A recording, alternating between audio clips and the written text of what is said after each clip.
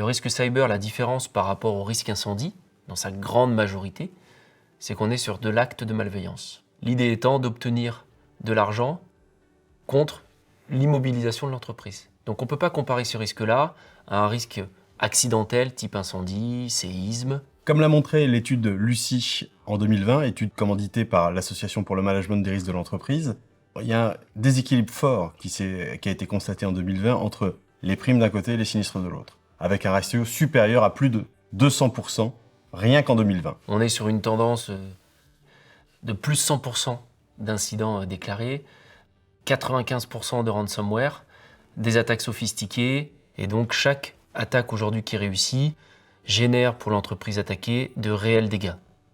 L'assurance cyber, c'est composé aujourd'hui de deux éléments majeurs. Le premier, c'est, dans l'ordre chronologique, de l'assurance, une souscription d'assurance qui est faite par une entreprise auprès d'un panel d'assureurs. Et le deuxième, c'est une réponse à incident, c'est un panel de services qui permet de répondre pour les entreprises à des questions très précises autour de la gestion de crise, la communication, l'interaction avec les diverses parties prenantes, dont la CNIL.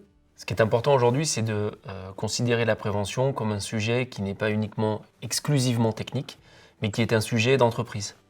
La prévention sur l'aspect cyber, le chef d'entreprise aujourd'hui doit le prendre en charge et faire en sorte que toute l'entreprise gère ce risque comme il gère déjà les risques traditionnels, type incendie ou autre. C'est véritablement le marqueur de la capacité de l'entreprise à montrer son souhait, son orientation sur la gestion des risques.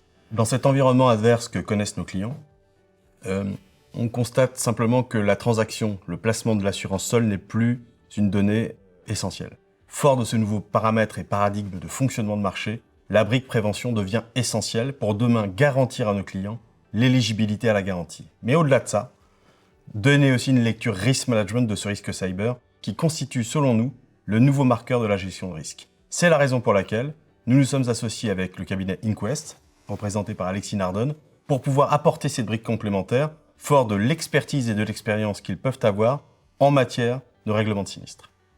On est ravis du partenariat avec Verlingue. Le principe, c'est d'apporter aux clients de Verlingue toute notre expertise, toute notre expérience afin d'aider les chefs d'entreprise à prendre le sujet au niveau risque management de la façon la plus efficace possible et aussi pragmatique.